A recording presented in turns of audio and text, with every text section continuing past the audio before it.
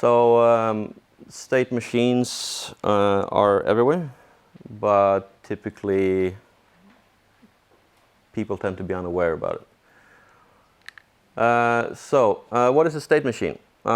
Typically they're called finite state machines, so you have a finite number of states. It's based on math, so therefore science can't go wrong, ever. Important part about it is that they can be in exactly one state at a time, and they go from one state to another. That's called a transition. And they always have an initial state. They can have several end states, so depending on how you wire them up. And it's also possible to set them into an endless series of transitions. So that's like you can create a closed loop that it never exits. So typical examples would be a turnstile. It has two states. You have locked and unlocked. And when unlocked, you can turn one time. And then you have to put in a coin to unlock. When turned, it goes back to locked. And you can't go from an unlocked state to anything but an unlocked state. So like if you put in more than one coin, nothing happens. It's still in unlocked. The same thing with you unlocked. If you push it without having put in the coin, it's still going to be in a locked state. So this is typically, this is one way of showing how it works. So this is called a state transition table, where you have the current state on the left, you have what type of input, what next state should go to, and then the output. This is helpful specifically for the output in terms of what it's supposed to do, because these can grow really, really large. And this is a state diagram, which makes it a little bit more easy to see, okay, what's happening. And here we have an example of an elevator. I looked at it a little bit. This is the best example I could find. I think it's actually missing stuff in terms of, like, once the door closes, it should have a state machine, a sub-state machine, maybe even, about, okay, what happens if someone tries to push the door closed, or, oh, I'm putting in my hand and it should open. So it should be something about like detection of some sort. So the nice thing about this is, like, you capture representation of an entity of some sort that you want to move between a certain amount of states, and this little ambiguity about how it should move. So when should you use it? You can definitely misuse them. So I would say that you try to use them if you have a well-defined and limited number of states you need to transition between. And you need to be able to save the state identity representing. So it can't be elsewhere. And input events come over time. It works really well with that. Like if you're waiting for something to happen and you don't know when it's supposed to happen, but once it happens, something is supposed to happen. That was a mouthful. State machines work really well. And they're used pretty much everywhere, but often as ad hoc solutions. And again, it's because of, like, conceptually a Boolean is a finite state machine. So it can be in two states, true or false. But typically speaking, if you use libraries for state machines, you can get really, really far in terms of giving a formal description of what it's supposed to do. And the nice thing about that is that you actually have to think through really well, like, okay, I'm going through one state to another. How is that supposed to happen? Have I captured all the state? And it makes them a lot more testable. The input in question can come from anywhere. It doesn't have to be that you have wired up to the internet or some other connector. It can be in your test suite. Just send in an event. So here you have an Amazon checkout finite state machine. You have an item in the shopping cart. A purchase is attempted. Payment is authorized. Allocated to warehouse, packing, shipped to customer, payment charged. So that's the loop that it wants to go. Anytime something goes wrong, you can branch off into, Oh, payment is not authorized. Okay, you have to go back. Purchase attempted. Or you have to even go back to item in shock park. Allocated to warehouse. Okay, what if that goes wrong? What's supposed to happen then?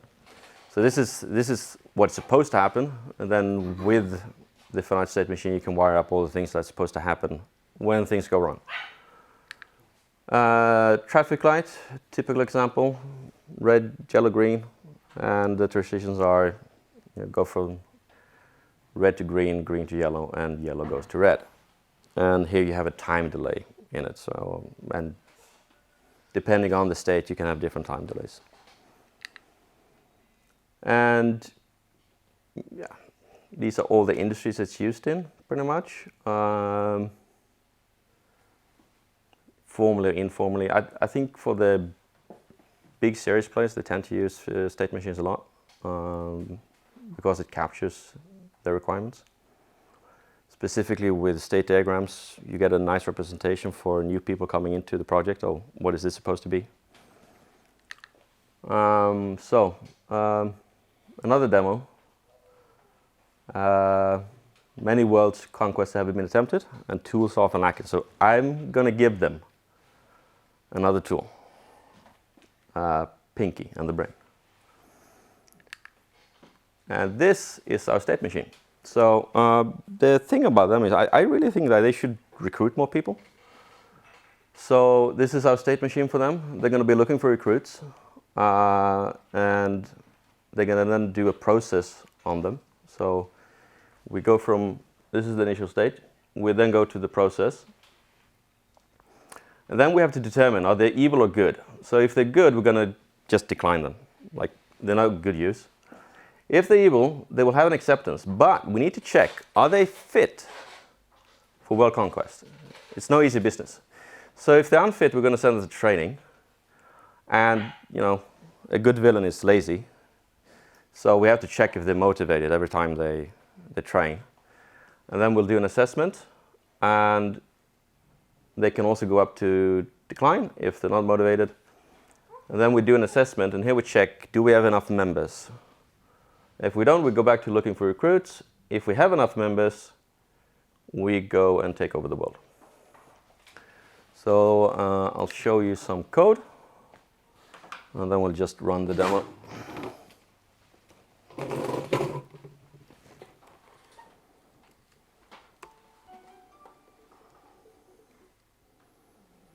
Right, I need to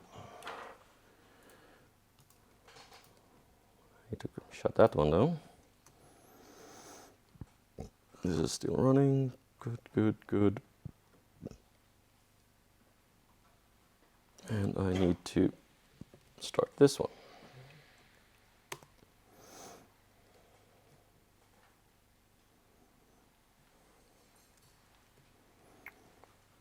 Right.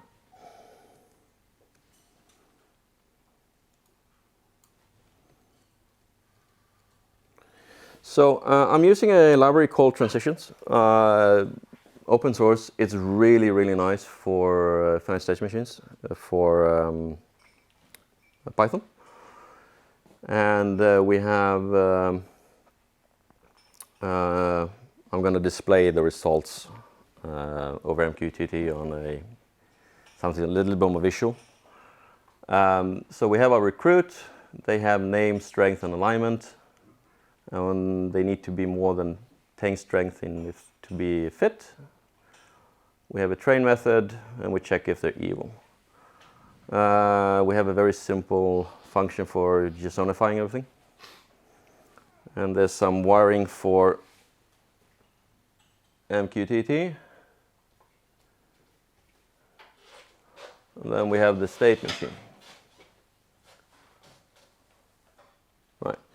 So notice here that this is a little bit tricky to read, because you have all of these states, and then they're wired up below.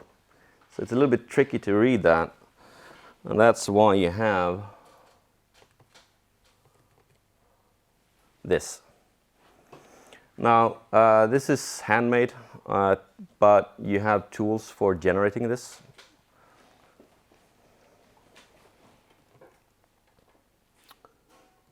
Oh, I forgot this, didn't I? Yeah, I did. Let's see. So we have recruits. We have one applicant. We have 0 applicant, and we have applicants. We create our machine, and we have the initial state. Then we wire up all the transitions.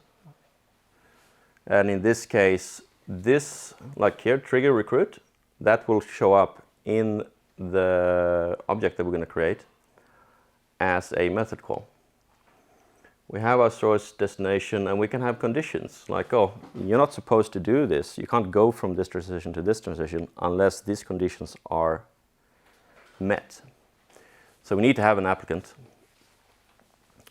and unless in a version of conditions. So if we don't have one, then we can transition to no recruit, which means that we're just going back to looking for recruits. So you have all that wiring. You have some help functions or help methods. And you have, typically speaking, for a state machine, you have some events. So if you're entering a state in a transition, an event is fired. I can do something. Same thing when I'm exiting a state through a transition. So here I'm just publishing what we do. So typically speaking here, if you want to, like, you can put anything in you want in here. So if you want to send an email, you need to send an SMS, some kind of status update, maybe you need to reboot a server. And you don't store the states anywhere? Sorry? The states, they are... The states are stored in the object, so I'm going to create an object from this. Yeah,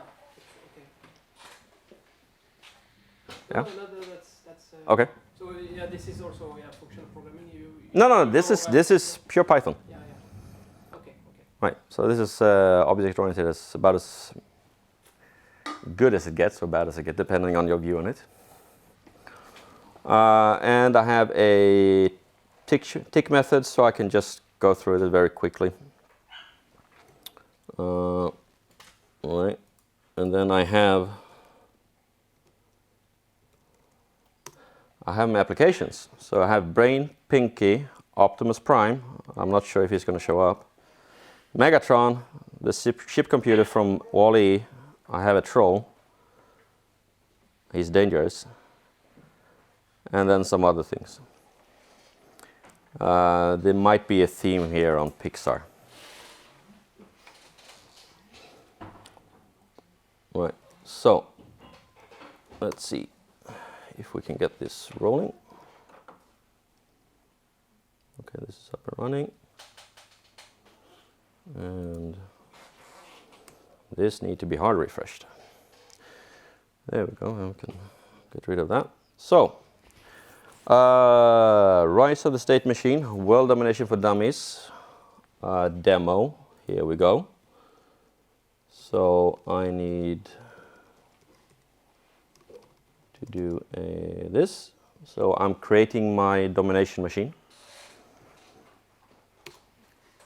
I have a current state. It's looking for recruits. I can load my applications, and I should have one applicant, and I should have a number of applicants. So if I do a tick, I have my applicant. It's Brain, and he's in the current process of, like, we're checking him out. So this is HR and how they welcome you. I do another tick. He's accepted because he's evil, but he's not very strong, so he needs to train. He needs to pump the trainer with his personal trainer. Arnold was very happy for the gig. And we check, okay, are you going to be motivated? And the answer was actually no, he was not motivated. So There, it's actually a check, so it's a 50-50% chance if they're motivated or not. So we just continue. We have next applicant, syndrome, and we can go through, and he's also declined. Okay, we have one applicant. Do we have enough members to take over the world? No, so we have Lotso. He's pretty strong, 9. So we have 2 members now, and then we have Jangles the Clown. So we're going to train him.